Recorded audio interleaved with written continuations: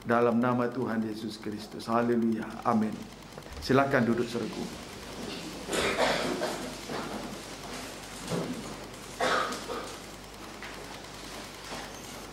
Mula pertama, saya ucapkan puji syukur dan terima kasih kepada Tuhan oleh karena kemurahan hatinya, ibadah Natal pemuda remaja boleh terselenggara dengan baik.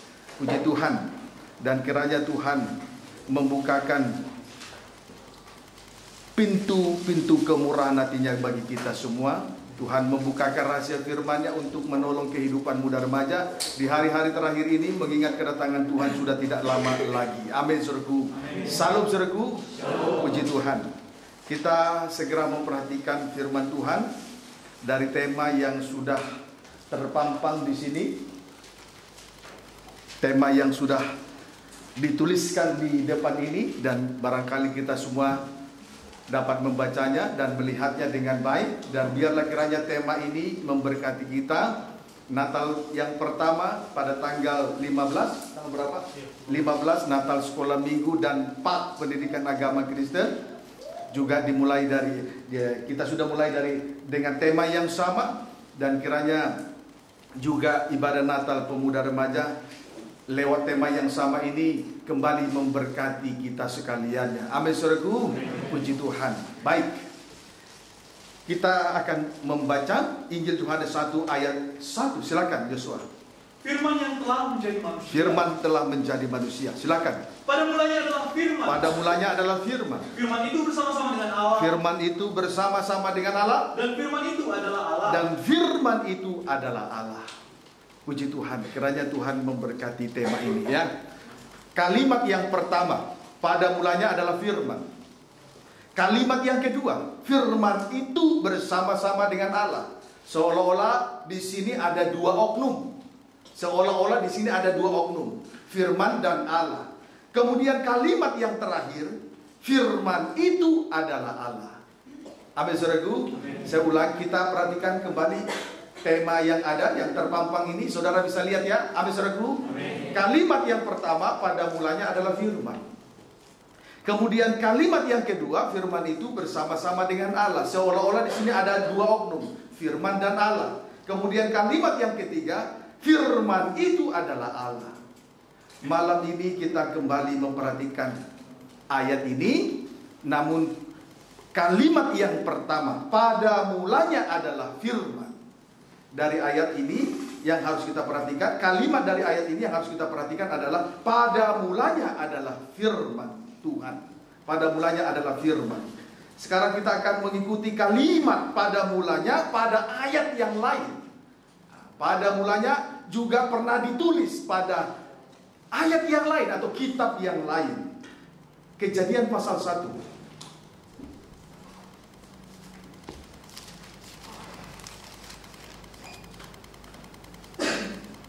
Silakan. Kejadian 1 ayat 1. Allah menciptakan langit dan bumi serta isinya. Iya. Pada mulanya Allah menciptakan langit dan bumi. Iya. Pada mulanya Allah menciptakan langit dan bumi. Di sini kita juga menjumpai kalimat pada mulanya. Pada mulanya. Saudaraku, oleh karena kalimat pada mulanya ini sepertinya sangat membingungkan. Yang mana terlebih dahulu? Apakah pada mulanya adalah firman sesuai dengan Injil Yohanes 1 ayat 1, atau pada mulanya Allah menciptakan langit dan bumi? Jujur, sebelum saya terpanggil jadi hamba Tuhan, ayat ini sempat saya baca atau pernah saya baca. Dan oleh karena kalimat yang sama di dalam Injil Yohanes 1 dan Kejadian 1 sempat membuat saya bingung. Tetapi puji Tuhan, saya bersyukur Tuhan semakin memberi pengertian. Setelah terpanggil menjadi hamba Tuhan, Tuhan memberi pengertian dari kalimat ini. Semoga kita juga tidak bingung dengan kalimat yang sama, dengan kalimat pada mulanya yang sama pada Injil Yohanes 1 dan Kejadian 1 ayat 1. Ya, amin, saudaraku. Puji Tuhan.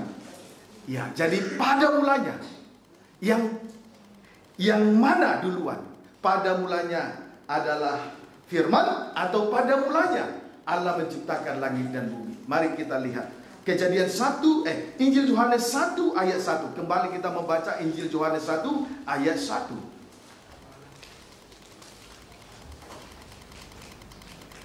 Demikianlah firman Tuhan. Iya. Firman yang telah menjadi manusia. Iya. Pada Firman mulanya- itu telah menjadi manusia, mendarah daging, menjadi manusia mendarah daging. Ayat 1.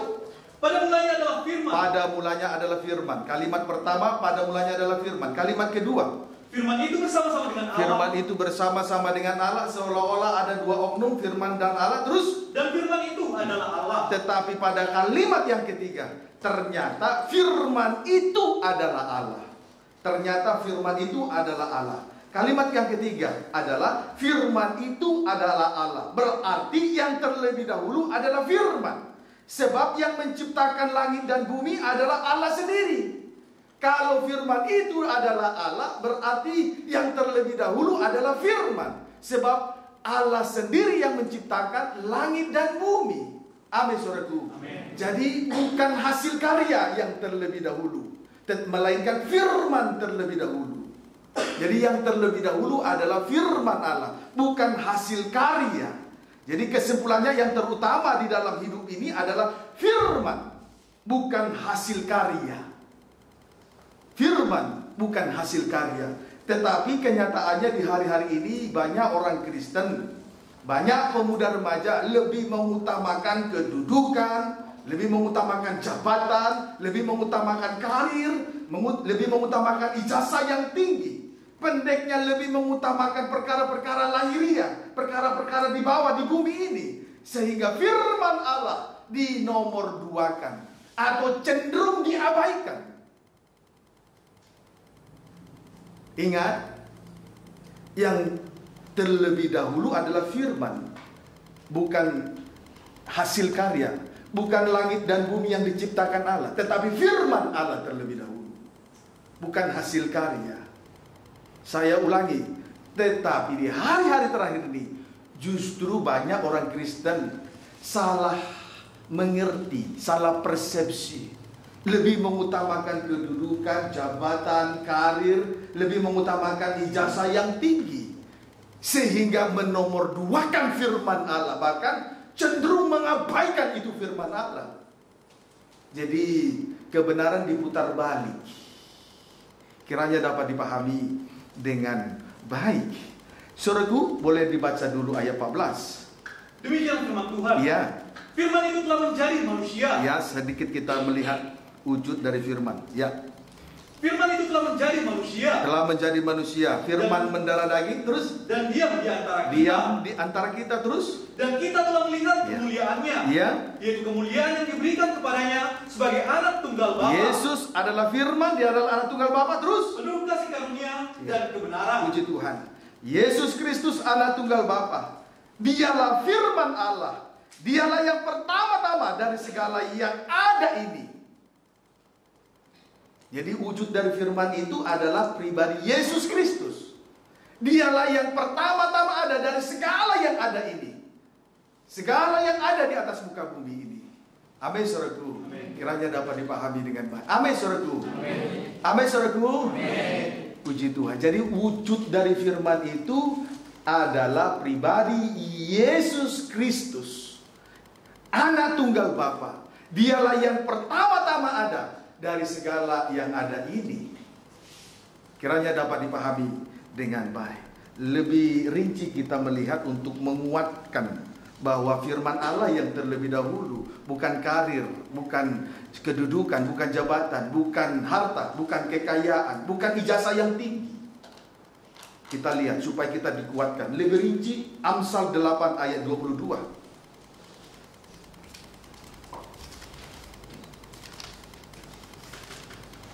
Amsal 8 ayat 22 sampai dengan ayat 26. Demikianlah firman Tuhan. Iya.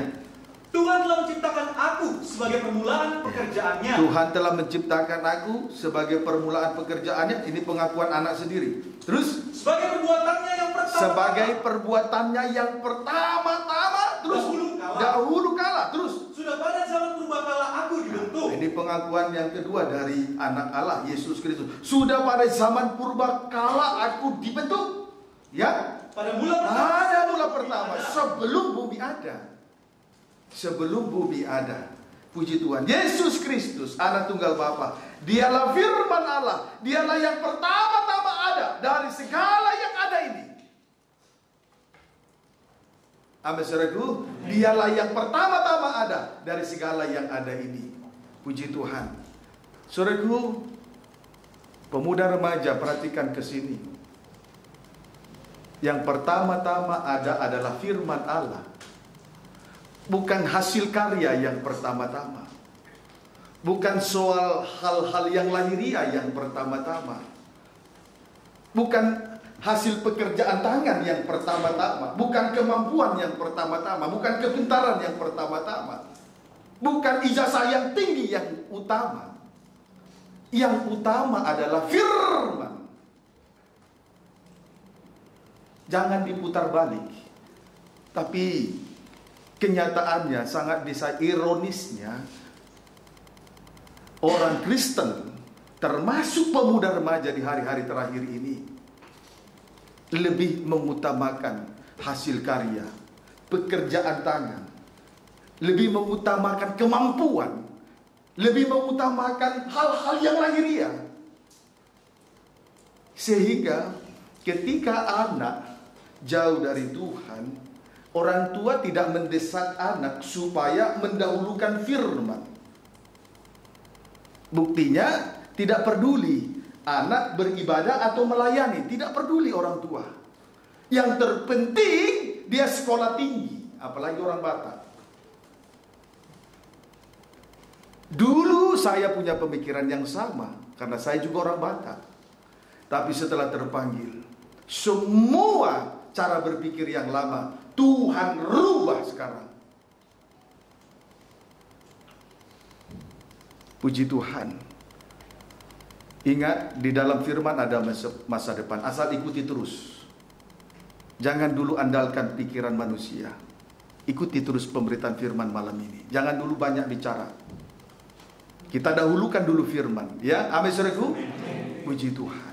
Yesus sendiri tadi sudah mengakui, Tuhan telah menciptakan aku sebagai permulaan pekerjaannya, sebagai perbuatannya yang pertama-tama dahulu kala. Sudah pada zaman purba kala aku dibentuk, pada mula pertama sebelum bumi ada. Jadi firman yang terlebih dahulu, yang harus kita utamakan terlebih dahulu adalah firman. Barulah hasil karya, hasil pekerjaan tangan, kemampuan, kemudian mengejar karir, masa depan, termasuk mencari ijazah yang tinggi dan lain sebagainya. Amin, saudaraku. Sekarang saya mau bertanya, adakah saudara mau memiliki pemikiran seperti yang dipikirkan oleh Allah seperti ini? Maka saya sebagai orang tua pun lebih mendorong anak saya lebih supaya mendahulukan firman, tidak jauh dari ibadah dan pelayanan. Selain supaya saya tidak salah di hadapan Tuhan, juga supaya nanti firman itu betul-betul menjadi manusia mendarah daging. Jadi selain supaya saya tidak salah, tetapi kemudian juga supaya firman itu betul-betul mendarah daging dalam kehidupan saya. Dan kalau saya tidak dorong anak saya untuk mendahulukan firman, maka saya salah sebagai orang tua. Kiranya dapat dipahami dengan baik. Tetapi sekalipun orang tua tidak mendorong pemuda remaja, kita yang sudah dengar firman, kita yang sudah membaca tema yang ada, kitalah yang terlebih dahulu mengutamakan firman. Tidak mesti harus menunggu orang tua mendorong. Itulah arti dari ayat bukan menjadi kepala, bukan ekor, naik, bukan turun. Itu arti ayat itu. Jadi tidak perlu didorong untuk mendahulukan firman oleh orang tua. Namun kalau kita mendahulukan firman, itu yang disebut kepala bukan ekor, naik bukan turun. Seringkali orang Kristen menggunakan ayat tetapi hanya untuk berkat-berkat. Jadi saya merasa miris sekali. Dan ini tanggung jawab Bapak Rohani, hamba Tuhan Gembala Sidang. Kiranya dapat dipahami dengan baik, ya. Amin, saudaraku. Baik. Jadi dialah yang pertama-tama ada dari segala yang ada ini. Sebagai bukti, boleh dibaca kembali, tidak usah ditulis lagi ayatnya. Boleh baca ayat 23 sampai dengan ayat 26. Tadi sudah dibaca, tapi ulangi baca lagi. Baca. Sudah pada zaman purbakala aku dibentuk. Iya. Pada mula pertama sebelum bumi ada. Iya. Sebelum air samudera raya ada. Sebelum bumi ada, sebelum air samudera raya ada, Aku telah lahir. sudah lahir. Terus, Sebelum ada sumber-sumber yang syarat dengan air. sebelum ada sumber-sumber yang syarat dengan air, Sebelum gunung-gunung tertanam. sebelum gunung-gunung tertanam, Dan lebih dahulu daripada bukit-bukit. dan aku telah lahir. bukit-bukit, Yesus telah lahir. Terus, Sebelum ia membuat bumi dengan sebelum padang-padang, Allah membuat bumi dengan padang-padangnya, atau debu dataran yang pertama. iya, Yesus sudah ada, sudah lahir. Firman sudah ada. Kiranya dapat dipahami. Jadi sebagai bukti, sebelum bumi ada, firman Allah sudah ada. Strip pertama. Strip yang kedua, sebelum sumber mata air ada, firman Allah sudah ada. Strip yang ketiga, sebelum ada sumber mata air, firman Allah sudah ada.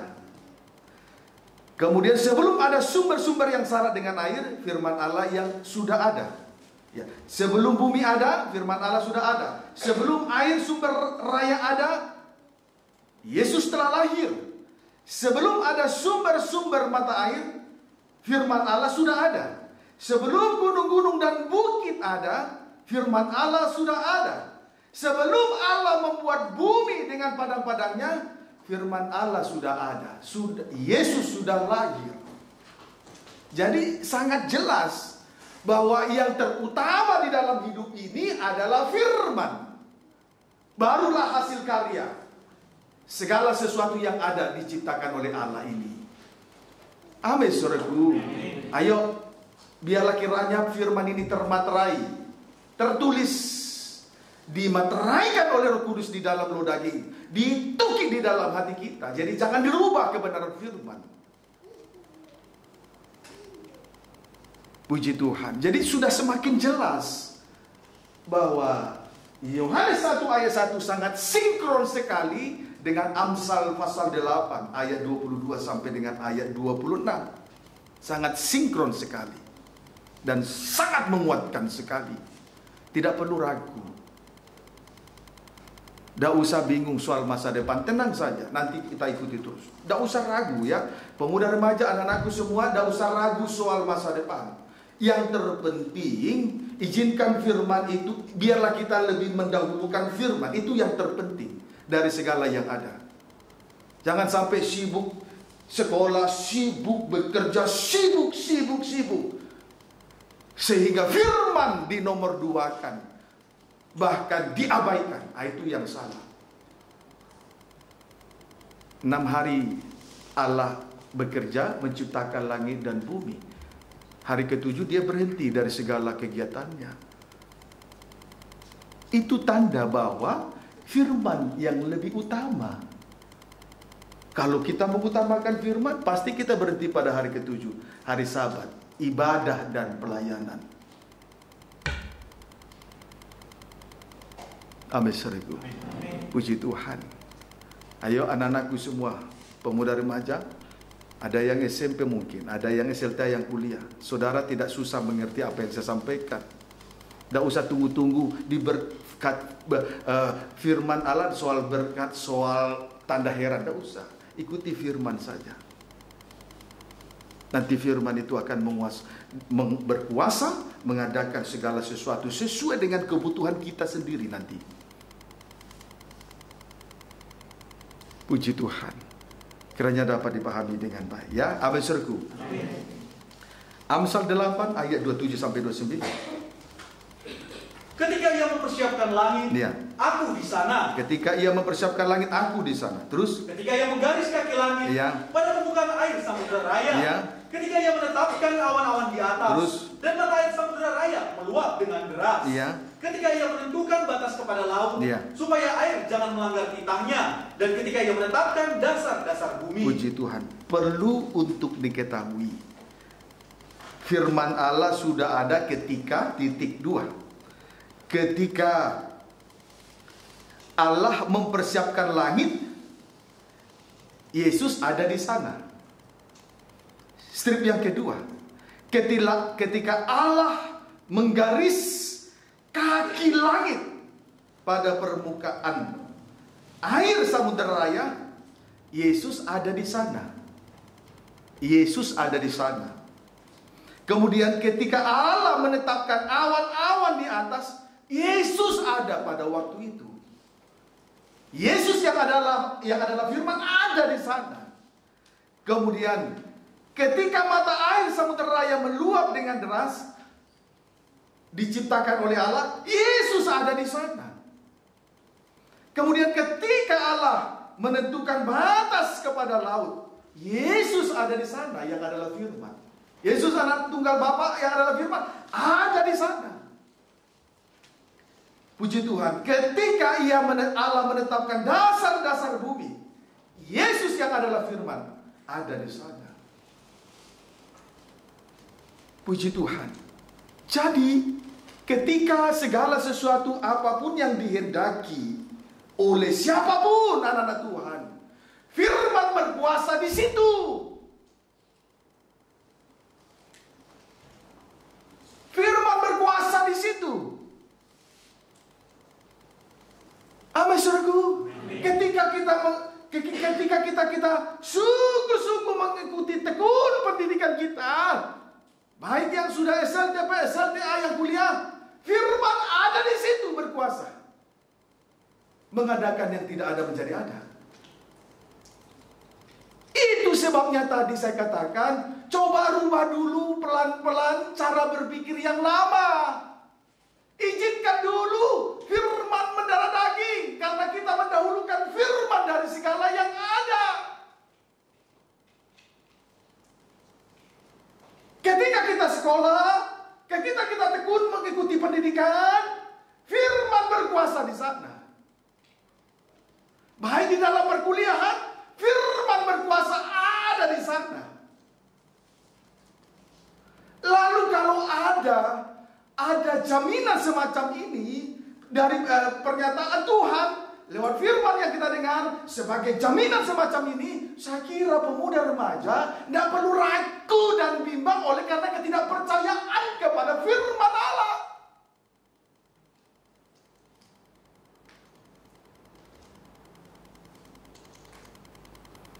Di sini ada pemuda remaja gereja kita di kandang penggembalaan ini. Orang tuanya sudah tidak ada. Kemudian ada juga dikirim di sini, orang tuanya di kampung sana di Sumatera. Saya selalu tekankan, dahulukan firman. Barangkali orang tuamu tidak sanggup membiayai sekolahmu, tapi dahulukan firman. Nanti firman itu ada di sana. Saat engkau tekun mengikuti pendidikanmu, firman itu ada di sana berkuasa di tengah-tengah pendidikanmu.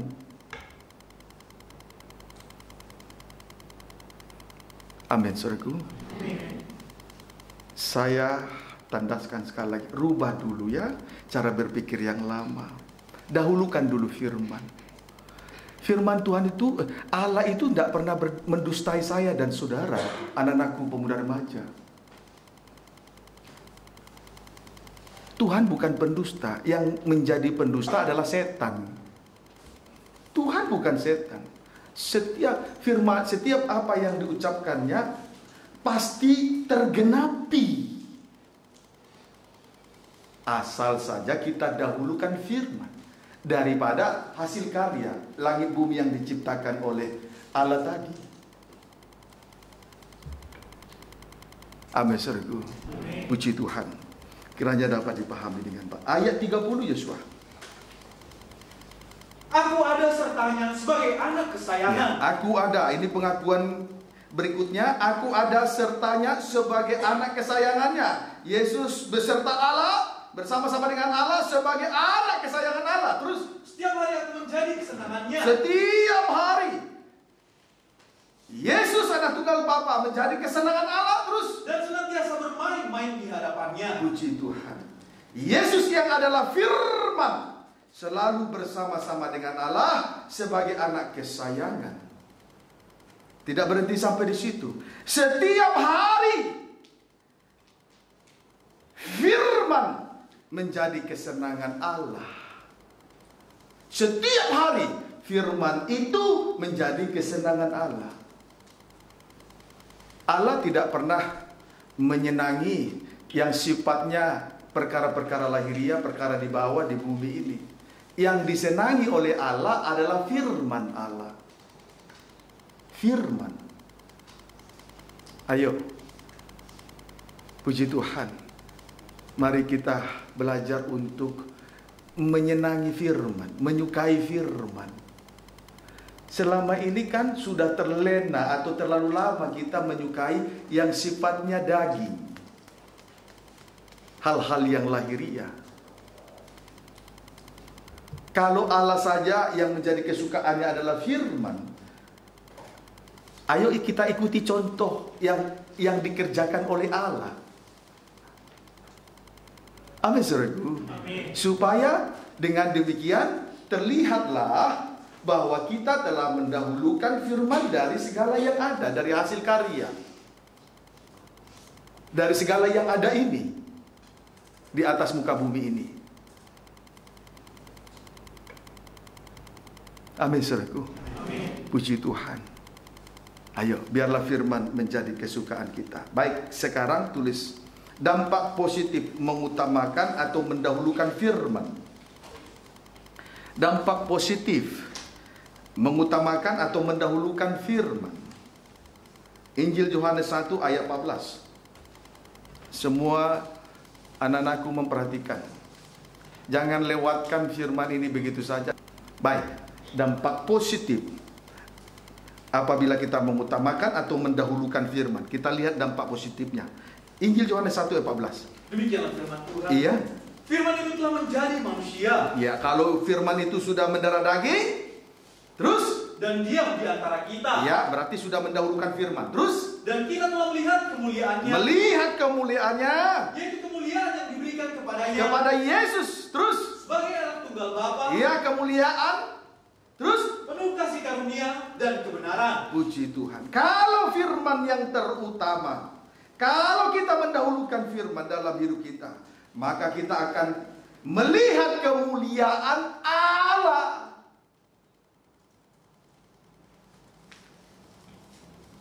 Kemuliaan yang diberikan kepada Yesus Kristus, anak tunggal Bapa. Saya ulangi, kalau kita mendahulukan firman, maka kita akan melihat kemuliaan yang diberikan oleh Allah kepada anak. Dialah firman. Amin, saudaraku. Amin. Puji Tuhan. Mulai toh diberi pengertian pelan-pelan. Mulai toh. Itu dampak positif.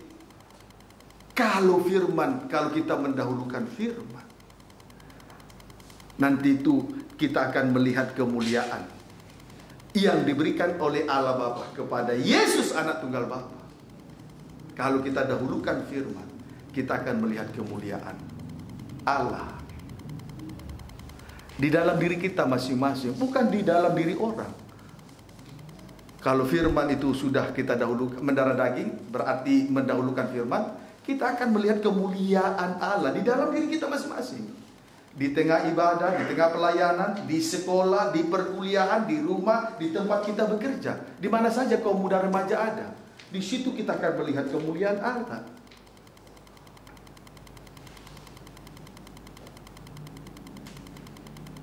Di mana kita ada, di situ ada firman berkuasa sampai menyatakan kemuliaannya. Puji Tuhan, kiranya dapat dipahami dengan baik. Sekarang pertanyaannya, mengapa di dalam firman itu ada kemuliaan Allah? Pertanyaannya, mengapa di dalam firman itu ada kemuliaan Allah? Titik. Jawabnya, karena Yesus Kristus sebagai anak tunggal Bapa penuh kasih karunia dan kebenaran.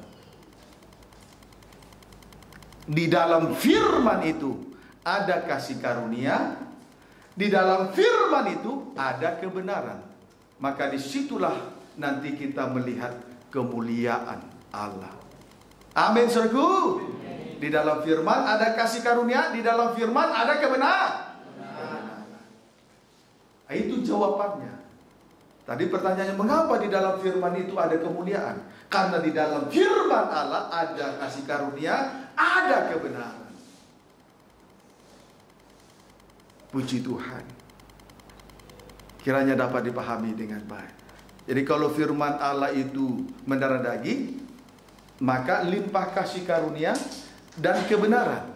Kalau kita limpah kasih karunia dan kebenaran, disitulah kita melihat kemuliaan Allah. Dinyatakan di dalam hidup kaum muda remaja, lepas pribadi, pribadi lepas pribadi. Baik, sekarang tentang kasih karunia. Tadi pertanyaannya, mengapa di dalam firman ada kemuliaan? Jawabnya karena Yesus Kristus sebagai Anak Tunggal Bapa penuh kasih karunia dan kebenaran. Atau di dalam firman itu ada kasih karunia, di dalam firman itu ada kebenaran. Maka kita buktikan tentang kasih karunia. Tentang kasih karunia, yang pertama, kita akan lihat tentang kasih karunia 3 hal. Tentang kasih karunia yang pertama, Matius 15 ayat 21 sampai 27.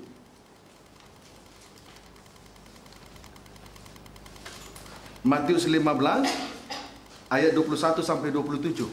Silahkan baca. Perempuan Kanaan yang percaya. Iya.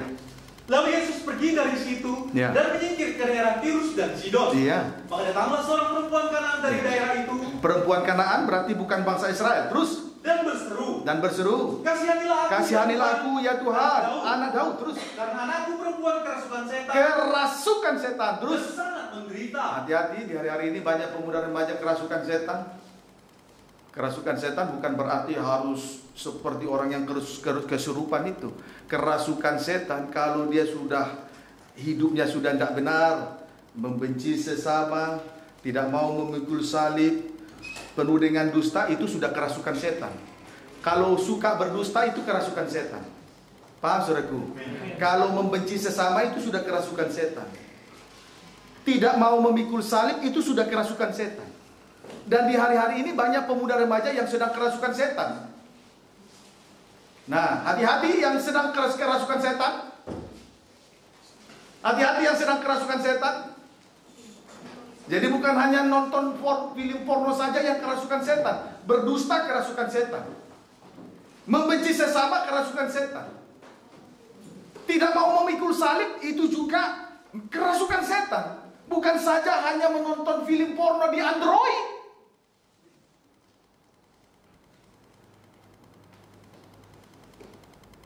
Hati-hati yang merasa kerasukan setan. Malam ini perhatikan firman sungguh-sungguh. Jangan engkau anggap enteng. Terus? Tetapi Yesus sama sekali tidak menjawabnya. Iya. Lalu murid-muridnya datang dan meminta kepadanya. Perempuan Kanaan minta tolong karena anaknya kerasukan setan, tetapi Yesus sama sekali tidak menjawabnya. Terus? Suruhlah ia pergi. Ya, seolah-olah tidak peduli. Terus suruhlah ia pergi. Terus? Ia mengikuti kita dengan berteriak. Iya. Terus? Jawab Yesus, Ya. aku diutus hanya kepada domba-domba yang hilang dari umat Israel. Ya. Yesus berkata, aku diutus hanya kepada domba-domba yang terhilang. Yang hilang dari umat Israel, bangsa Israel. Bukan bangsa kafir. Yang di luar bangsa Israel disebut bangsa kafir. Terus? Tetapi perempuan itu mendekat dan menyembah dia. Menyembah dia? Sambil berkata, Iya. Tuhan, tolonglah aku. Sebagai bangsa kafir dia minta tolong. Terus? Tetapi Yesus menjawab, Iya. tidak patut mengambil roti yang disediakan bagi anak-anak. Tidak patut, tidak layak mengambil roti yang disediakan bagi anak-anak kerajaan sorga, bangsa Israel, orang Yahudi. Terus? Dan melemparkannya kepada anjing. Kepada bangsa kafir yang digambarkan seperti anjing. Terus? Kata perempuan itu, Ya. benar Tuhan. Benar Tuhan. Namun anjing itu makan remah-remah. Dia sadar sebagai bangsa kafir yang digambarkan seperti anjing. Terus? Yang jatuh dari meja. Tapi makan remah-remah. Terus? Maka Yesus menjawab Ya. dan berkata kepadanya, Ya. Hai ibu, Hai ibu, besar imanmu. maka jadilah kepadamu seperti yang kau kehendaki. Ya. Dan seketika itu juga anaknya sembuh. Puji Tuhan. Kita ini adalah bangsa Indonesia, ya. Amin saudaraku. Bukan bangsa Israel. Kita ini bangsa Indonesia. Dan bangsa kafir. kita bukan bangsa Yahudi. Sama seperti perempuan Kanaan. Jadi bangsa Indonesia, bangsa Kanaan, orang Kanaan itu bangsa kafir karena bukan bangsa Israel, bukan orang Yahudi. Nah, bangsa kafir ini lewat apa yang kita baca digambarkan seperti anjing. Itu kayak keadaan daripada bangsa kafir, digambarkan seperti anjing. Lihat ya, kenapa digambarkan seperti anjing? Kita lihat dulu tabiat-tabiat anjing. Ada 3, yaitu titik 2. 1, mengulangi kesalahan yang sama. Itu tertulis, baca di rumah masing-masing. 2 Petrus 2 ayat 21 sampai 22. 2 Petrus 2 ayat 21 sampai 22. Yang kedua, tabiat anjing yang kedua, menjilat borok atau menyukai kelemahan-kelemahan orang lain. Nanti dibaca di rumah masing-masing Injil Lukas 16 ayat 21. Itu tabiat anjing yang kedua. Tabiat anjing yang ketiga, liar atau sama dengan tidak tergembala. Tidak suka ibadah dan pelayanan, tidak suka berada di dalam kegiatan-kegiatan Roh Kudus. Dia lebih suka dengan tabiat-tabiat daging. Itu tabiat anjing yang ketiga. Itu Injil Yohanes pasal 10 ayat 12. Kalau dicatat nanti dibaca di rumah masing-masing. Tidak sempat kita membacakan itu. Ya, amin saudaraku. Jadi tabiat anjing, bangsa kafir digambarkan seperti anjing. Tabiat kenapa digambarkan seperti anjing?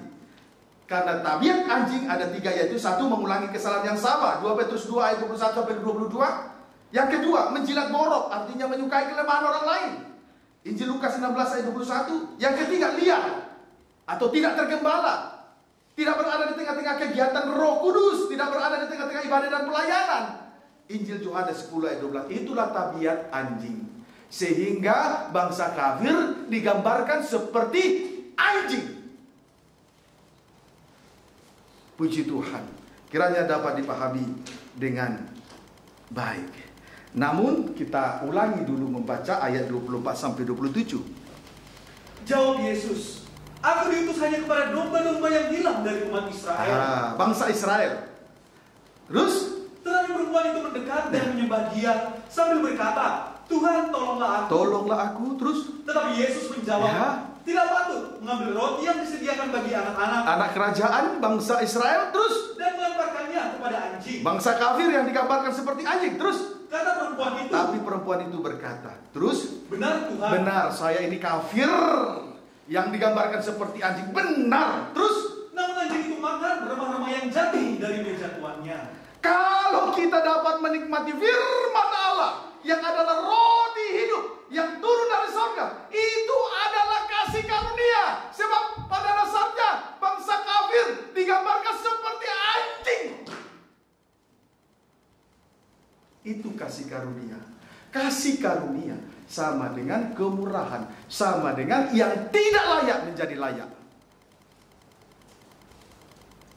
Firman Tuhan pertama-tama ditujukan kepada kelebihan bangsa Israel. Ada 2. 1, firman Tuhan pertama-tama ditujukan kepada mereka. Yang kedua, sunat. Di luar bangsa Israel tidak ada lagi sunat.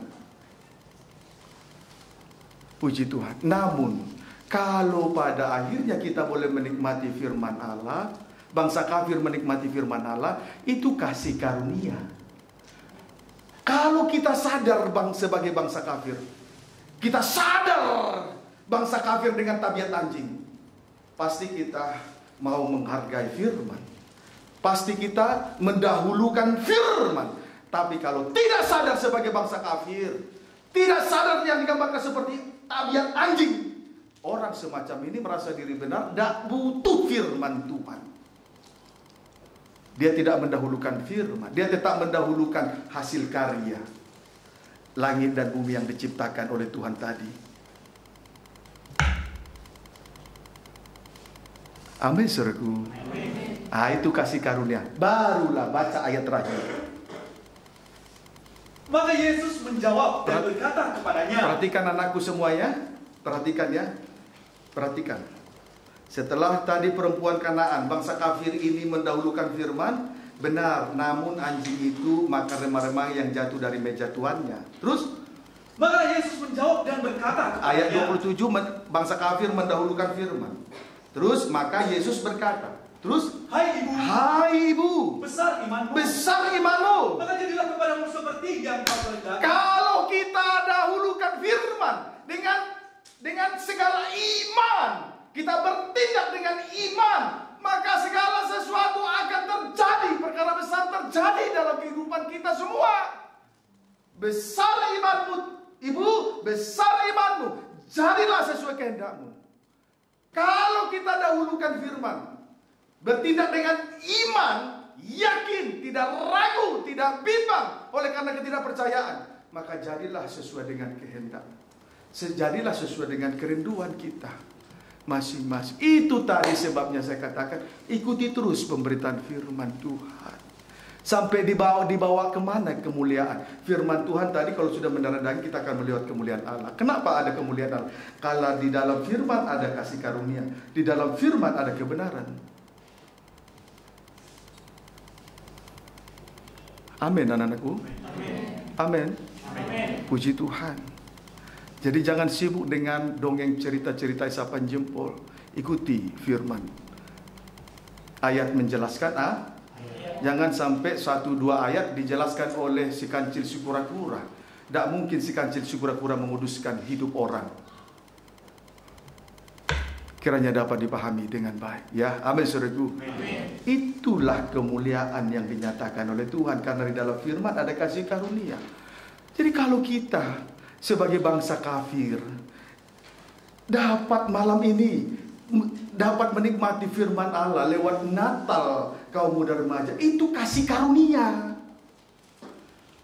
kemurahan, anugerah yang tidak layak menjadi layak.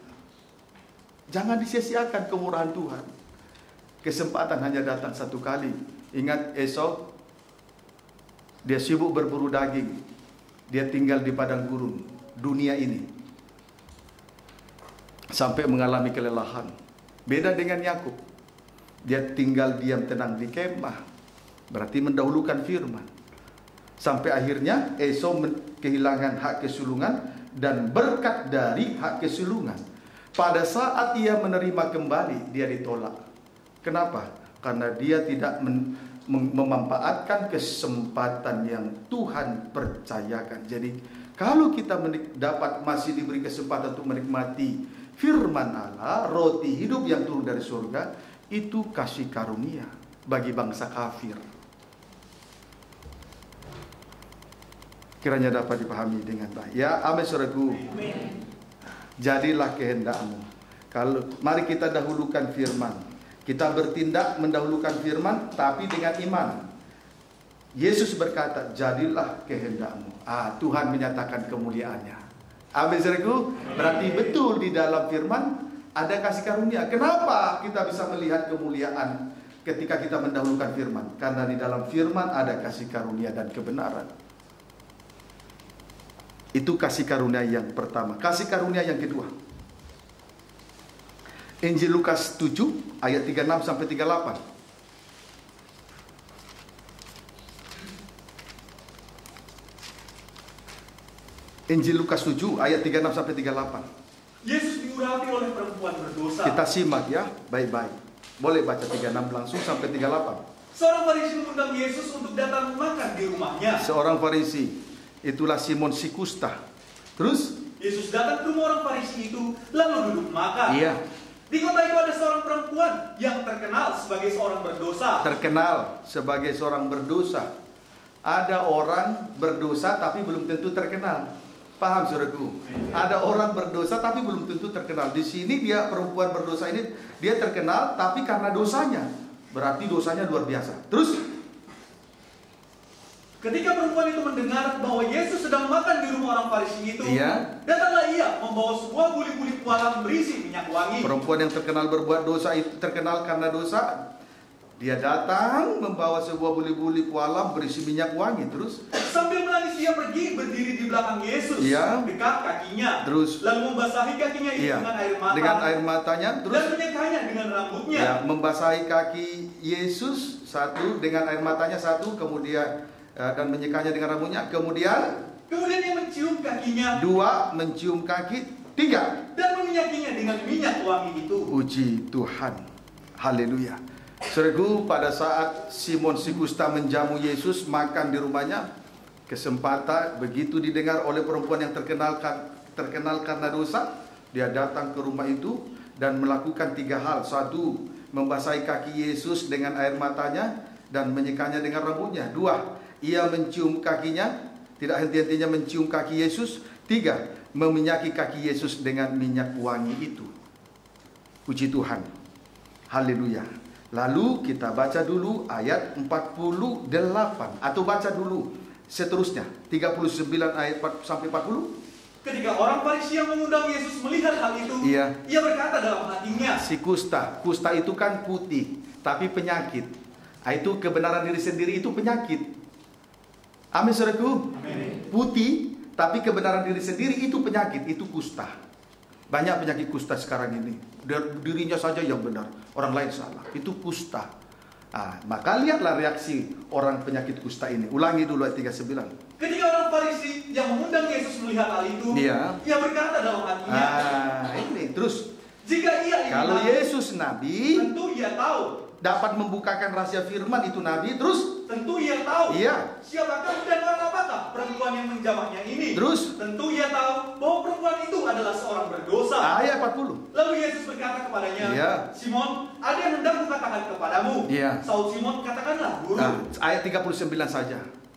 Melihat apa yang diperbuat oleh perempuan yang terkenal karena dosanya, Simon berkata, jika ia ini nabi, tentu ia tahu siapa dan orang apakah perempuan yang menjamahnya ini. Tentu ia tahu bahwa perempuan ini adalah seorang berdosa. Merasa diri lebih benar, lebih baik, lebih suci dari perempuan yang terkenal karena dosanya. Paham, saudaraku? Itu penyakit kusta. Tapi lihat, Yesus tahu isi hati. Dia betul nabi. Dia membukakan rahasia firman, sehingga tersingkaplah rahasia yang tersembunyi dalam hati. Ayat 40. Lalu Yesus berkata kepadanya, Simon, ada yang hendak kukatakan. Terus Saud Simon, katakanlah, Guru. Katakanlah, Guru. Terus ada 2 orang yang berhutang kepada seorang pelepas uang. Yang seorang berhutang 500 dinar, yang lain 50. Karena mereka tidak sanggup membayar 500 dinar dan 50. Terus maka ia menghapuskan hutang kedua orang itu. Siapakah di antara mereka yang akan terlebih mengasihi dia? Siapa kira-kira yang terlebih mengasihi dia? Jadi setelah sampai ayat 42, setelah Tuhan mengetahui isi hati Simon si kusta, lalu Yesus berkata, ada 2 orang berhutang kepada yang memberi hutang. Yang satu 50 dinar, yang satu 500 dinar. Tetapi pada akhirnya mereka tidak bisa membayar hutangnya. Lalu Yesus bertanya, Simon, siapa kira-kira di antara mereka yang terlebih mengasihi si penghapus hutang ini? Sekarang ayat 43. Jawab Simon, aku kira dia yang paling banyak dihapuskan hutangnya. Kata Yesus kepadanya, betul mendapatkan itu. Simon si kusta tahu menjawab pertanyaan Yesus. Buktinya dia berkata, aku kira dia yang paling banyak dihapuskan hutangnya, yaitu yang berhutang 500 dinar tadi. Amin, saudaraku. Dia secara logika, Simon si kusta, Simon orang Farisi ini orang pintar. Dia tahu apa yang dimaksud oleh Yesus. Itu sebabnya dia berkatakan, saya kira mereka yang akan terlebih mengasihi dia. Lalu Yesus berkata, ulangi ayat 3. Jawab Simon, aku kira dia yang paling banyak dihapuskan hutangnya. Kata Yesus kepadanya, betul benar. Secara logika benar. Tapi lihat ayat 44 ya. Dan sambil berpaling kepada perempuan itu, ia berkata kepada Simon, engkau lihat perempuan ini, aku masuk ke rumahmu, namun kau tidak memberikan aku air untuk membasuh kakiku. Terus, tetapi dia membasahi kakiku dengan air mata. Satu tindakan perempuan membasahi kaki Yesus dengan air mata dan menyekanya dengan rambutnya. Sementara hal yang wajar saja, datang lalu membawa air di dalam baskom atau bokor untuk membasuh kaki Yesus, itu pun tidak dilakukan. Itu hal yang wajar.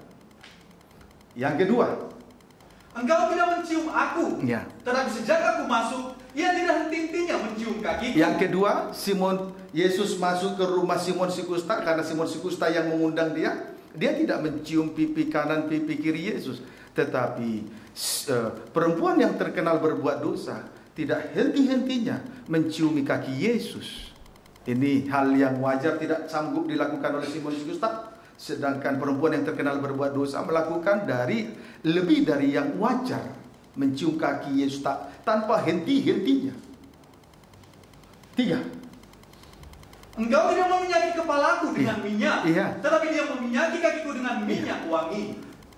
Simon Sikusta tidak meminyaki rambut atau kepala Yesus, tetapi perempuan yang terkenal berbuat dosa dia meminyaki kaki Yesus. Inilah tindakan, inilah perbandingan rohani antara perempuan yang terkenal berbuat dosa dengan Simon Sikusta yang merasa diri lebih baik, lebih benar, lebih suci dari orang lain. Nah, setelah kita lihat perbandingan, studi banding, lanjut baca Yosua. Sebab itu aku berkata kepadamu, dosanya yang banyak itu telah diampuni. Sebab ia telah banyak berbuat kasih. Puji Tuhan. Terus? Tetapi orang yang sedikit diampuni, sedikit juga ia berbuat kasih. Puji Tuhan. Saudaraku, kesimpulannya, Yesus mengampuni orang yang terkenal karena dosa. Apa buktinya? Yesus mengampuni orang yang terkenal karena dosa. Dia banyak berbuat kasih. Banyak berbuat kasih. Jadi kalau diukur dari sudut kasih karunia, perempuan yang terkenal berbuat dosa limpah kasih karunia. Sebab sedikit diampuni, sedikit berbuat baik. Berarti kalau diukur dari sudut kasih karunia, perempuan yang terkenal berbuat dosa limpah kasih karunia. Amin, saudaraku. Haleluya. Yang tidaklah kasih karunia sama dengan kemurahan, sama dengan yang tidak layak menjadi layak. Itu kasih karunia. Puji Tuhan. Kiranya dapat dipahami dengan baik. Itu tanda kalau dosa yang banyak diampuni itu banyak berbuat kasih. Berarti limpah kasih karunia. Ayo mari kita mendahulukan firman dari hasil karya. Pada mulanya adalah firman. Tapi oleh karena kalimat pada mulanya ini saya bingung, karena Kejadian 1 ayat 1 juga tertulis pada mulanya Allah menciptakan langit dan bumi. Namun setelah rentetan ayat berikutnya, sengaja saya ulang karena ada yang terlambat. Di situ secara rinci diberitahukan bahwa yang terutama adalah firman Allah. Dan kalau kita mendahulukan firman Allah, kita akan melihat kemuliaan Allah. Pertanyaannya, kenapa di dalam kemuliaan Allah kenapa di dalam firman ada kemuliaan Allah? Karena di dalam firman itu ada kasih karunia. Kalau manusia tetap di dalam dosanya, itu bukan kemuliaan. Kenapa tidak ada kemuliaan? Karena tidak merasakan kasih karunia. Perempuan yang terkenal berbuat dosa dimuliakan oleh Tuhan. Kenapa? Karena limpah kasih karunia. Paham ya? Amin, saudaraku. Puji Tuhan. Haleluya. Ayat 49. Ayat 48. Lalu ia berkata kepada perempuan itu, dosamu telah diampuni. Pendeknya, dosamu telah diampuni. Terus? Dan mereka yang duduk makan bersama dia berpikir dalam hati mereka, siapakah ia ini sehingga ia dapat mengampuni dosa? Terus? Tetapi Yesus berkata kepada perempuan itu, imanmu telah menyelamatkan engkau. Pergilah dengan selamat. Kembali dikatakan di sini, imanmu telah menyelamatkan engkau. Pergilah dengan selamat. Mari kita mendahulukan firman, bertindak mendahulukan firman dengan iman. Maka Tuhan akan menyatakan kemuliaannya. Berarti betul di dalam firman itu. Kenapa ada kemuliaan? Kenapa setelah mendahulukan firman Tuhan kita melihat kemuliaan Allah? Berarti betul di dalam firman ada kasih karunia. Ayo mari kita bertindak dengan iman untuk mendahulukan firman dari segala yang ada ini. Di atas ayat ya, di atas tadi sudah dinyatakan tadi. Puji Tuhan. Ayo kita dahulukan firman. Bertindak dengan iman, mendahulukan firman. Nanti Tuhan nyatakan kemuliaannya. Kita akan melihat kemuliaannya. Kenapa ada kemuliaan? Di dalam firman ada kemuliaan. Kenapa setelah kita mendahulukan firman ada kemuliaan? Karena dalam firman ada kasih karunia. Saya ulangi, saya tidak bosan mengatakan itu. Sebab itu saya ulangi lagi mengatakan, ayo kembali rubah cara berpikir yang lama. Kalau dulu kita mendahulukan atau mengutamakan hasil karya, pada mulanya Allah menciptakan langit dan bumi, hasil karya. Sekarang mari kita rubah. Pada mulanya adalah firman. Dahulukan firman. Jangan dahulukan kedudukan, jabatan, karir, ijazah yang tinggi. Dahulukan firman, tapi bertindaklah dengan iman. Nanti kita akan melihat kemuliaannya. Kalau Yesus menyatakan itu kepada perempuan Sirofenesia, kepada perempuan Kanani, bangsa kafir, juga menyatakan kemuliaan itu kepada perempuan yang terkenal berbuat dosa, Tuhan juga tidak mengecualikan saya dan anak-anakku semua, pemuda remaja malam ini. Firman ini bukan untuk mereka berdua, tapi untuk semua. Untuk saya, untuk kita semua. Baik juga pemirsa video internet dalam negeri, di luar negeri. Puji Tuhan yang sekarang live streaming. Banyak sidang jemaat yang mengikuti di luar negeri, di Amerika Serikat, di Jerman. Saya merindu supaya suatu kali nanti kita bertemu di sana. Kalau Tuhan izinkan ada persekutuan pengajaran tabernakel di sana nanti. Amin, saudaraku. Asal kita dahulukan firman. Lihat keadaan bumi, dunia ini sudah tidak menentu. Dari Sabang sampai Merauke, angin ribut, puting beliung, badai, banjir, longsor, tsunami. Lalu saudara kira bisa saudara menyelamatkan diri dengan saudara diberkati, tanda heran mujizat terjadi. 1000 kali kita mendengar saudara diberkati, tanda heran terjadi, mujizat terjadi, tidak akan menyelamatkan kita dari longsor. Dahulukan firman. Dahulukan dulu firman.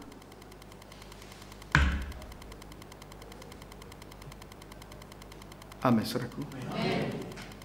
Hanya Serang dan Cilegon yang sampai hari ini jauh dari badai, angin ribut, dan puting beliung, termasuk longsor dan tsunami. Semua dari Sabang sampai mereka sudah. Berarti masih ada malaikat besar sesuai dengan Wahyu 10 menahan dengan tangan kanan penghulu di udara, kaki kanan menginjak laut, kaki kiri menginjak darat. Di tangan kirinya ada gulungan kitab yang terbuka.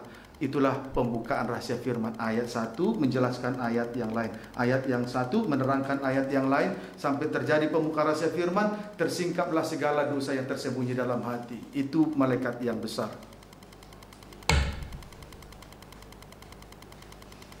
Puji Tuhan. Itu sebabnya tadi saya katakan, tidak cukup saudara diberkati, tidak cukup. Dahulukan firman. Hari-hari ini makin sulit, makin sukar. Bagaimana kita mau melepaskan diri dari kesukaran dengan diberkati? Yesus berkata, akulah jalan, kebenaran, dan hidup. Kedudukan, jabatan, karir, uang, ijazah yang tinggi tidak pernah berkata, akulah jalan, kebenaran, dan hidup. Amin, saudaraku. Puji Tuhan. Ayo, mari kita dahulukan firman Tuhan dengan sungguh-sungguh. Itulah kasih karunia yang kedua. Sekarang kasih karunia yang ketiga. Injil Yohanes 8 ayat 1 sampai 5.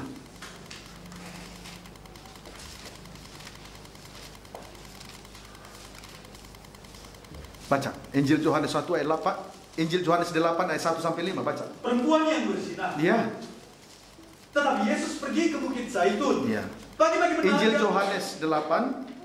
Ya, tapi Yesus pergi ke Bukit Zaitun, terus bagi-bagi benar dia berada lagi di bait Allah. Iya. Dan seluruh rakyat datang kepadanya. Ia duduk dan mengajar mereka. Duduk dan mengajar. Terus kita diajar sekarang ya. Amin, saudaraku. Diajar lewat tema yang terpampang. Pada mulanya adalah firman. Terus maka yang ahli Taurat dan orang-orang Farisi membawa kepadanya seorang perempuan yang kedapatan berbuat zina. Iya, terus? Mereka menempatkan perempuan itu di tengah-tengah, lalu berkata kepada Yesus, iya, Rabi, perempuan ini tertangkap basah ketika ia sedang berbuat zina. Di pagi hari, terus? Musa dalam hukum Taurat memerintahkan kita untuk melempari perempuan-perempuan yang demikian. Apakah pendapatmu tentang hal itu? Iya. Di sini kita melihat seorang perempuan yang kedapatan berbuat zina di pagi hari. Lalu ahli Taurat dan orang-orang Farisi membawa perempuan itu dan dilemparkannya di hadapan Yesus Kristus. Dan mereka berkata, menurut hukum Taurat, ia akan dilempari sampai mati. Itu menurut hukum Taurat. Ya, amin saudaraku. Kita masih ingat setelah bangsa Israel keluar dari Mesir, setelah anak domba Paskah disembelih pada waktu senja, lalu keesokan harinya mereka keluar dari Mesir, dituntun oleh tongkat yang pernah berubah menjadi ular, kemudian dipukulkan lagi untuk membelah Laut Teberau. Itu berbicara soal baptisan. Dipukul, lalu Laut Teberau terbuka, adalah jalan keluar bagi bangsa Israel. Selanjutnya 3 hari perjalanan, tibalah mereka di Gunung Sinai. Ya, di Gunung Sinai, disitulah mereka beribadah. Nah, ini yang disebut ibadah yang dituntun dengan tongkat. Ibadah yang dituntun dengan tongkat itu namanya asas-asas pertama dari ajaran tentang Kristus. Percaya, bertobat, dan dibaptis air. Puji Tuhan, percaya, bertobat, dibaptis air. Dan 3 hal itu terjadi. Bangsa Israel disebut percaya. Kemudian dalam pola tabernakel terkena pintu gerbang. Kemudian di dalam asas-asas pertama itu juga bertobat. Tanda darah, mesbah korban bakaran. Kalau dikaitkan dengan pola tabernakel, terkena kepada mesbah korban bakaran. Itulah anak domba Paskah yang disembelih pada waktu sore untuk membebaskan bangsa Israel. Lalu Laut Kolsom, Laut Teberau, Laut Merah yang dibelah itu oleh tongkat. Itu asas pertama, dituntun oleh tongkat. Tanda heran, tanda mujizat di situ, berkat-berkat secara lahiriah ada di situ. Itu ibadah Taurat, ibadah di Gunung Sinai. Tetapi setelah dari Gunung Sinai, bangsa Israel dituntun oleh tabut perjanjian. Sampai dibawa masuk di dalam rencana Allah yang besar. Sampai ke Gunung Sion. Kalau dulu mereka beribadah di Gunung di Gunung Sinai, ada tanda heran, ada mujizat.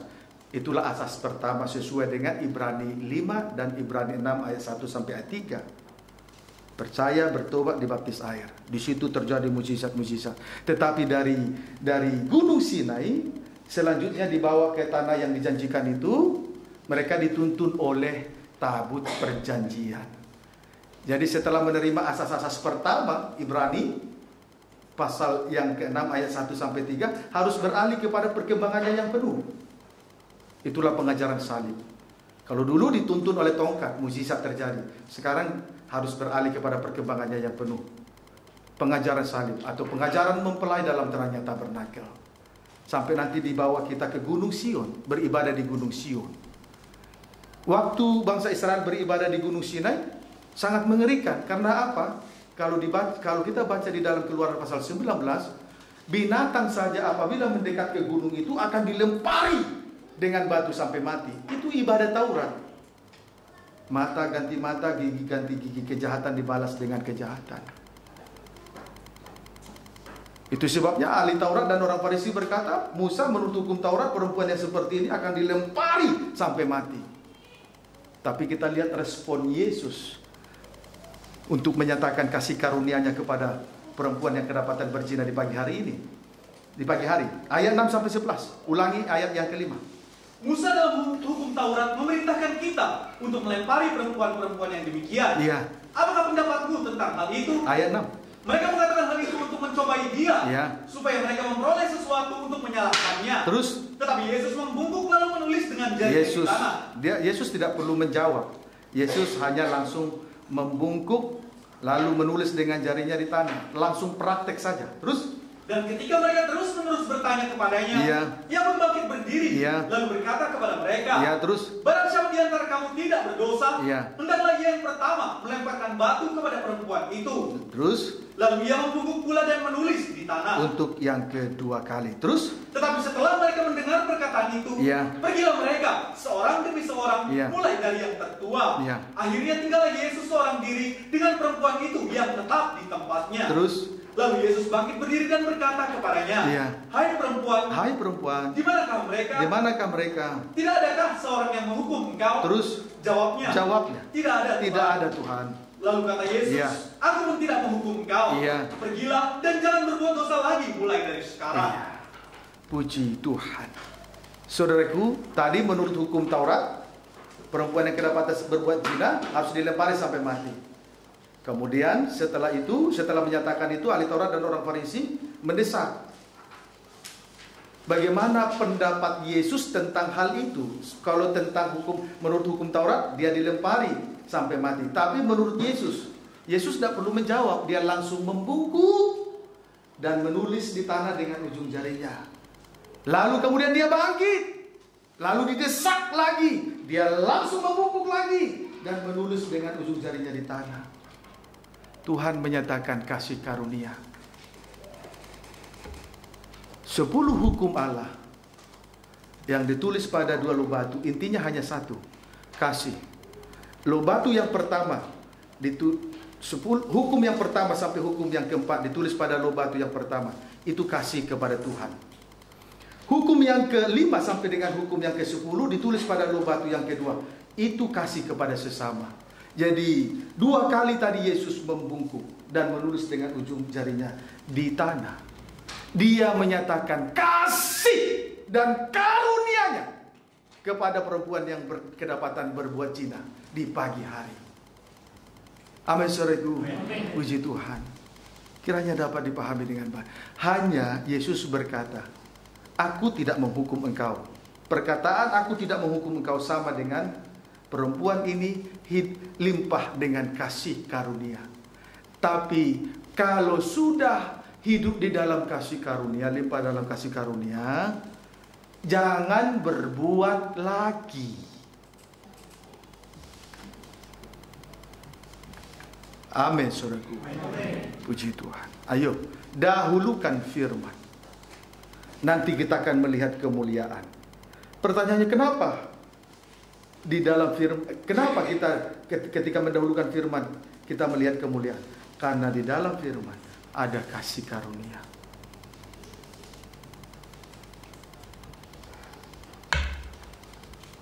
Amin, saudaraku. Masih juga kita yang berdosa ini masih bertingkah di hadapan Tuhan. Tuhan melihat tingkah laku kita setiap hari, dusta, membenci sesama, tidak suka ibadah dan pelayanan, tidak suka memikul salib, tidak menyangkal diri dan memikul salib. Tetapi kita masih bertingkah di hadapan Tuhan, masih tetap mengulangi kesalahan. Orang semacam ini tidak hidup di dalam kasih karunia. Kenapa? Karena dia tidak mendahulukan firman. Andai kata dia dahulukan firman, Tuhan menyatakan kemuliaan. Karena di dalam firman ada kasih karunia. Perempuan ini dimuliakan oleh Tuhan. Dia melihat kemuliaan Allah dinyatakan dalam hidupnya karena dia limpah kasih karunia. Amin, saudaraku. Kiranya dapat dipahami dengan baik. Ayo belajar untuk mendahulukan firman dari hasil karya. Amin, saudaraku.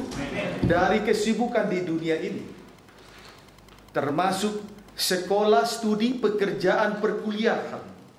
Ingat tadi saya sudah nyatakan di atas, 6 hari Allah bekerja, 6 hari itu angka daging. Tapi hari ke-7 Allah berhenti dari segala pekerjaannya. Hari ke-7 itu hari Sabat, hari perhentian. Itulah Sabat yang kudus. Dahulukan firman. Berhenti pada hari ke-7. Amin, saudaraku. Amin, anak-anakku. Kiranya dapat dipahami dengan baik. Saya rindu supaya kita limpah kasih karunia. Ingat dosa masa lalu begitu banyak. Tidak hormat sama orang tua, tidak takut kejahatan, justru menikmati kejahatan. munafik, licik, penuh dengan sandiwara, masih tetap bertingkah. Ayo malam ini, kalau kita bisa duduk diam dengar firman, itu karena kasih karunia Tuhan. Begitu najisnya dulu kehidupan kita ini. Ayo, rubah cara berpikir yang lama. Pada mulanya adalah firman. Amin, saudaraku. Puji Tuhan. Supaya kita akan melihat kemuliaan. Karena dalam firman ada kasih karunia dan kebenaran. 3 kasih karunia telah kita lihat tadi. Kenapa? Karena mendahulukan firman. Mari kita dahulukan firman. Kita bertindak mendahulukan firman dengan iman. Jadilah seperti apa yang kau ingini. Apa yang menjadi cita-citamu? Apa yang menjadi kerinduanmu? Jadilah apa yang menjadi keinginanmu. Asal kita dahulukan firman, bukan hasil karya, bukan kedudukan, jabatan, bukan soal harta kekayaan, bukan ijazah yang tinggi, bukan. Kita dahulukan firman. Amin, saudaraku. Puji Tuhan. Pada mulanya adalah firman. Kiranya dapat dipahami dengan baik. Itulah kasih karunia yang ketiga. Baik. Sekarang Yohanes 1 ayat 16 sampai 17.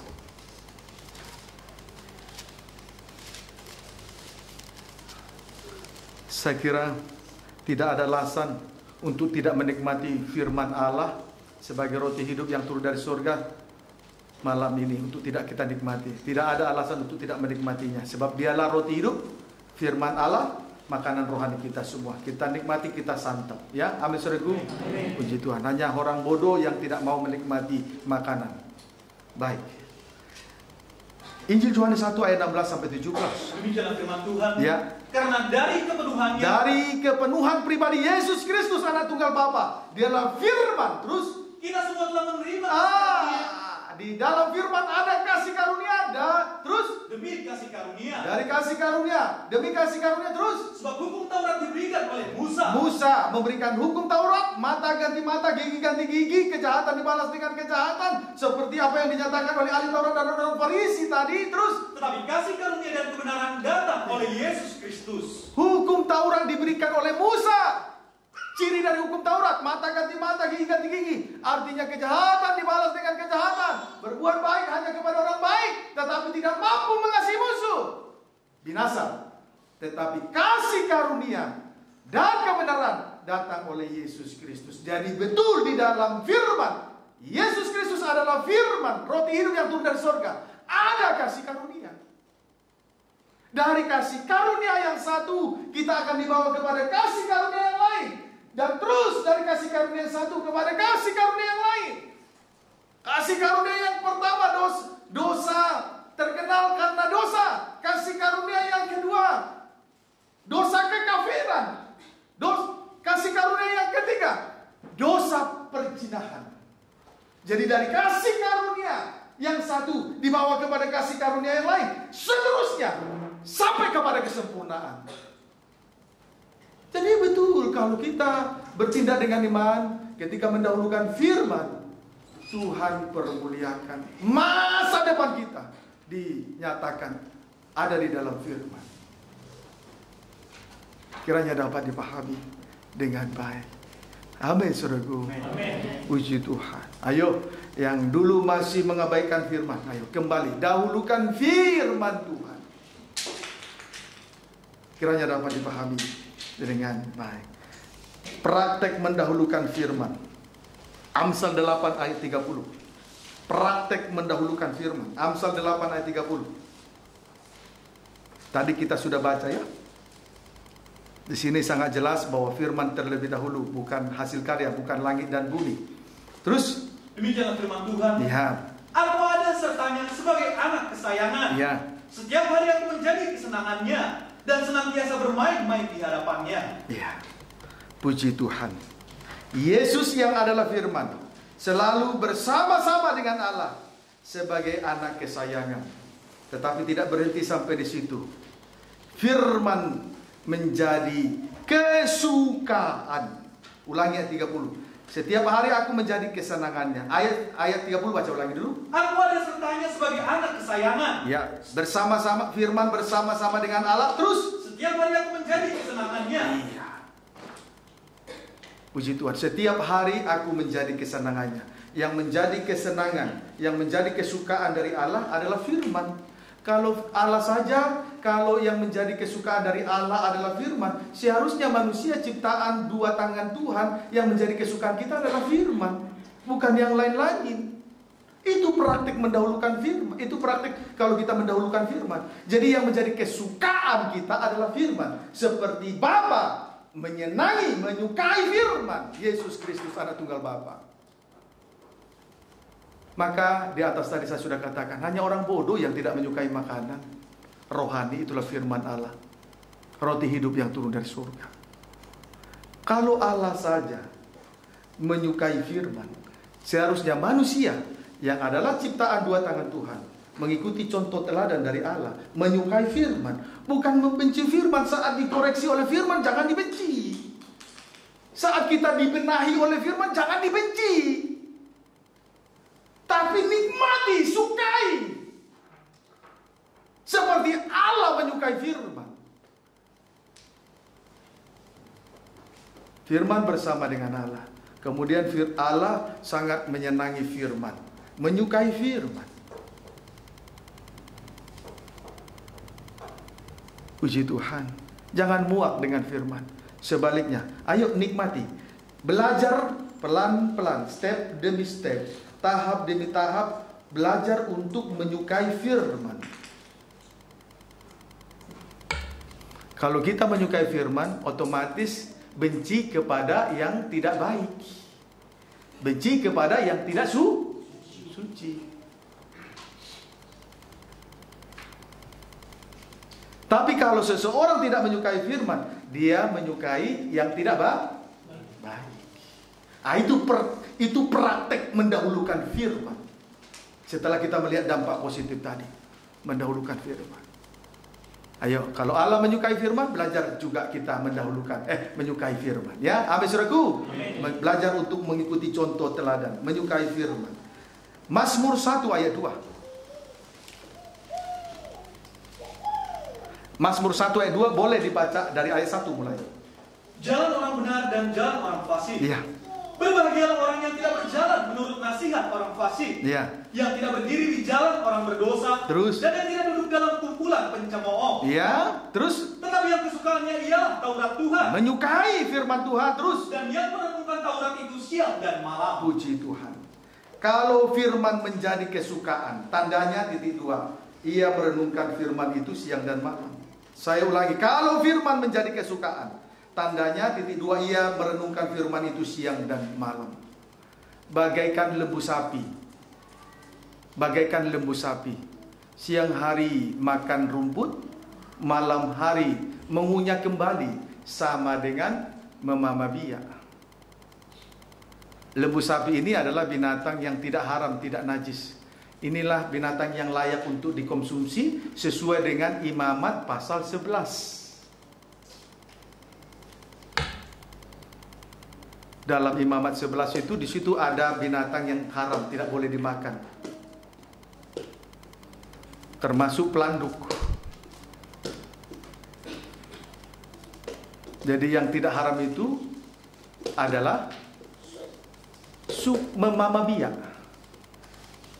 Suka kepada firman. Tandanya merenungkan firman siang dan malam, seperti lembu sapi. Siang hari makan rumput, malam hari dikunyah kembali sampai memperoleh sari-sarinya, sampai firman mendarah daging. Amin saudaraku. Puji Tuhan. Jangan dulu dikasih kode-kode batuk ya. Firman kalau belum selesai tetap saya lanjutkan. Amin saudaraku. Puji Tuhan. Kiranya dapat dipahami dengan baik. Ayo belajar step demi step untuk menyukai firman. Selama ini kita menyukai yang jahat, yang najis, yang porno. Sekarang belajar untuk menyukai firman supaya kita membenci yang jahat, yang najis, yang porno. Amin saudaraku. Puji Tuhan. Berarti merenungkan firman siang dan malam sama dengan memama biak. Itu tanda menyukai firman. Puji Tuhan. Kiranya dapat dipahami. Bolehlah kita lihat dulu Imamat 11 ya.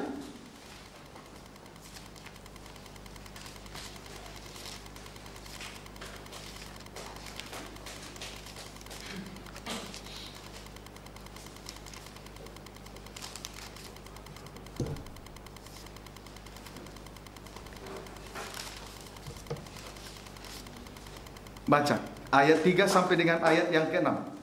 Binatang yang haram dan yang tidak haram. Iya. Setiap binatang yang berkuku belah, yaitu yang kukunya bersela panjang, dan yang memamah biak, boleh kamu makan. Itulah tadi merenungkan firman siang dan malam. Amin, saudaraku. Itulah binatang yang boleh dimakan, seperti lembu sapi. Amin, saudaraku. Memamah biak.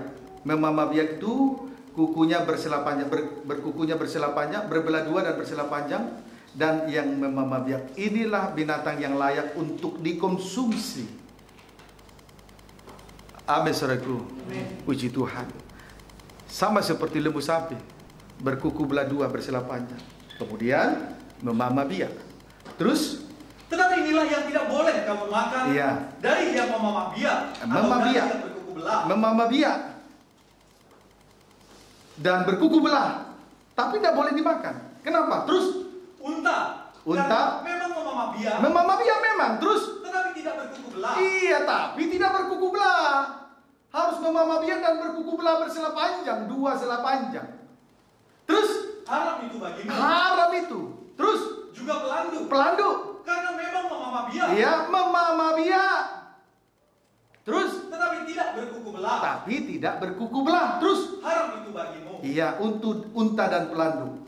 Memamah biak tapi tidak berkuku belah dua. Terus juga kelinci. Yang ketiga, kelinci. Karena memang memamah biak. Memamah biak. Tetapi tidak berkuku belah. Tetapi tidak berkuku belah. Haram itu bagimu. Haram itu bagimu. Jadi unta memamah biak tetapi tidak berkuku belah, itu haram. Pelandu memamah biak tetapi tidak berkuku belah, itu haram. Kelinci juga memamah biak tetapi tidak berkuku belah, itu haram. Tahu firman Tuhan, mendengar firman Tuhan, itu sama dengan memamah biak, tapi tidak berkuku belah, itu haram. Kuku belah dua, itulah perjanjian lama dan perjanjian baru. Amin, saudaraku. Perjanjian lama itulah firman Nabi. Kemudian perjanjian baru itulah firman Kristus, firman para rasul. Dimulai dari Injil Matius sampai Wahyu itu firman rasul. Sedangkan kitab perjanjian lama itu firman Nabi. Kalau memamah biak tapi tidak berkuku belah, itu haram. Kalau hanya tahu firman tapi tidak menjadi pelaku, itu haram. Amin, saudaraku. Puji Tuhan. Tetapi biarlah kita, saudaraku, mendahulukan firman, prakteknya menyukai. Menyukai. Bukan hanya sebatas mengerti, tapi tidak ada praktek, tidak menyukai. Kiranya dapat dipahami dengan baik. Ya, amin, saudaraku. Supaya kita tidak menjadi haram, supaya kita tidak menjadi najis. Tadi saya sudah katakan di atas, kalau kita menyukai firman, kita benci kejahatan, benci dosa, benci kenajisan dan lain sebagainya, benci tipu muslihat, keangkuhan, kesombongan dan lain sebagainya, kefasikan-kefasikan yang lain. Sebaliknya, kalau kita menyukai dosa, benci firman, tidak suka firman. Apalagi kalau firman itu menusuk. Apalagi firman itu kalau mengoreksi dosa. Masa firman hanya diberkati?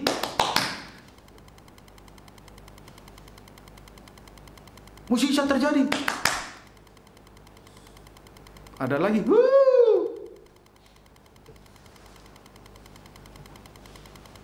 Kiranya dapat dipahami dengan baik.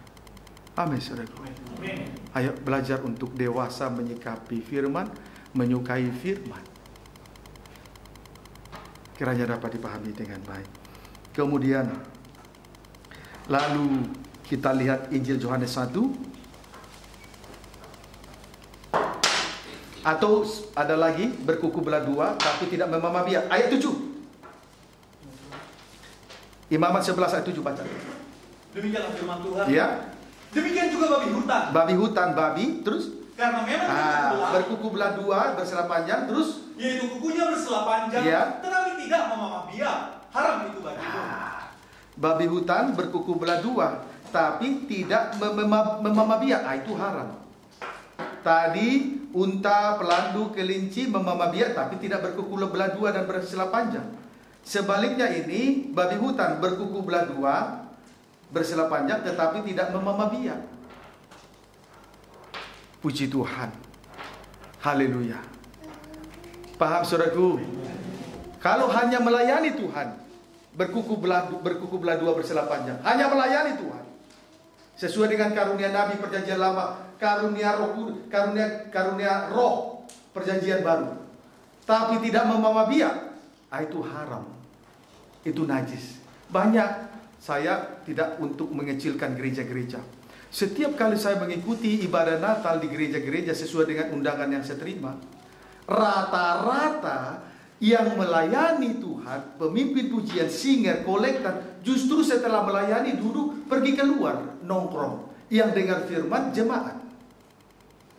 Itu seperti babi, ya, berkuku supaya kita tidak menjadi haram, tapi supaya kita tidak menjadi najis. Tadi saya sudah katakan. Atau sebaliknya, dia di dalam kita menyukai diri dengan kamera, kita benci kejahatan, boleh juga sebagai kamera, tetapi jangan sibuk juga saat dengan firman kamera, kesombongan dan lain sebagainya, kefasikan. Seperti ada alasan tarik sebaliknya kalau kita seperti ada alasan benci firman dan sistem, seperti ada alasan. Apalagi kalau firman itu itu berkuku. Apalagi firman itu kalau mengoreksi dosa dengan karunia Nabi dan karunia Kristus. Masa firman hanya diberkati, tapi tidak merenungkan firman siang dan malam. Mengerti firman tidak terjadi sesuai dengan karunia dan jabatan. Itu juga haram. Atau melayani sesuai dengan karunia dan jabatan, tapi tidak memamah biak. Kiranya itu haram dengan baik. Amin, saudaraku. Ayo itu sebabnya untuk dewasa. Kalau saudara perhatikan firman, kenapa ibadah kita seperti ibadah di surga, tertib? Kiranya dapat dipahami dengan baik. Karena kemudian kita belajar untuk memamah biak. Lalu kita lihat Injil Yohanes 1. Amin, saudaraku.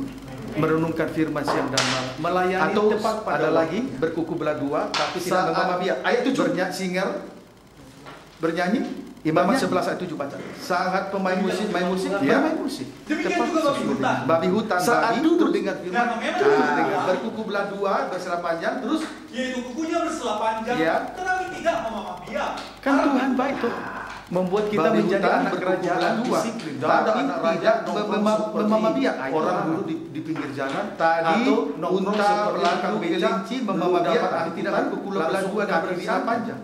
Sebaliknya ini babi hutan berkuku belah dua, bersela panjang, tetapi tidak memamah biak.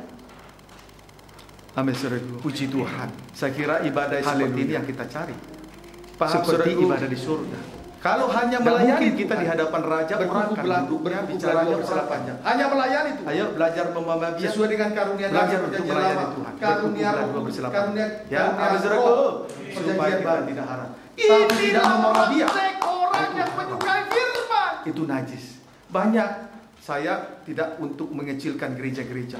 Setiap kali saya mengikuti ibadah Natal di gereja-gereja sesuai dengan sampai kapanpun tidak akan mungkin menjadi anak kerajaan kalau yang melayani pemimpin pujian, singer, kolektor, justru setelah melayani duduk pergi keluar nongkrong. Yang dengar firman jemaat. Jangan puas dengan firman berkat, berkuku belah dua, bersela panjang. Kita harus menikmati sungai air kehidupan yang keluar mengalir dari tahta Allah. Atau sebaliknya, dia di dalam gereja sibuk dengan kamera, jernih, boleh juga sebagai kamera, tetapi jangan sibuk juga saat dengar firman kamera. Tampil apa adanya, jujur. Seperti ada alasan biasanya orang jujur dan polos. Seperti ada alasan untuk memperbaiki sound system. Seperti ada alasan. Itu berkuku belah dua, bersela panjang. Dan orang yang jujur dan polos dengan karunia Nabi dan berkobar-kobar untuk melayani Tuhan. Karunia-karunia Roh Kudus. Itulah Kristus. Tidak merenungkan permata siang dan permata yang paling indah. Mengerti firman tidak praktek sesuai dengan karunia dan jabatan. Itu juga permata yaspis. atau melayani sesuai dengan karunia dan jabatan. Melayani Tuhan. Tapi tidak memamabia. Tapi tidak berarti itu harap. Juga harus memamabia, suka dengan firman. Itu sebabnya. Kalau saudara perhatikan, kenapa ibadah kita seperti ibadah di surga, tertib. Saya berharap anak-anakku semua dahulukanlah firman, bertindak dengan iman, kita belajar untuk memamabia karena tidak percaya kepada firman tadi. Amin. Biarlah kita merenungkan firman siang dan masa depan, melayani tepat pada asal kau dahulukan firman. Jadilah sesuai kehendak. Bernyanyi sesuai dengan apa yang kau ingin. Bernyanyi. Asal kita saat pemain musik bermain musik. Tepat sesuai. Kalau tadi saat dulu dengan firman tertolong dengan kasih karunia. Perempuan yang kedapatan berzina di pagi hari juga menikmati kasih karunia. Kan Tuhan baik. Perempuan yang terkenal membuat kita menjadi anak kerajaan disiplin. Sehingga ada kasih karunia satu dibawa kasih karunia yang lain. Orang dari kasih karunia yang satu dibawa kepada kasih karunia yang lain. Atau nongkrong seperti tukang beca belum dapat angkutan. Dosa bohong lepas, dosa dusta anak kerajaan itu yang kedua, dusta lepas, kasih karunia yang ketiga. Sesuai dengan dosa benci lepas, kasih karunia yang keempat, sandiwara munafik lepas. Saya kira ibadah seperti ini yang kita cari. Kepada kasih karunia yang lain. Seperti ibadah di surga. Sampai lipat kasih karunia. Tidak mungkin kita di hadapan raja urakan, duduknya bicaranya urakan. Ayo belajar memamabia karena kita belajar untuk melayani Tuhan. Masa depan ayat 28. Ya, habis saudaraku. Puji Supaya Tuhan. kita tidak harap. Ayat yang terakhir Injil Yohanes 1 ayat 2-3. Yang menyukai firman.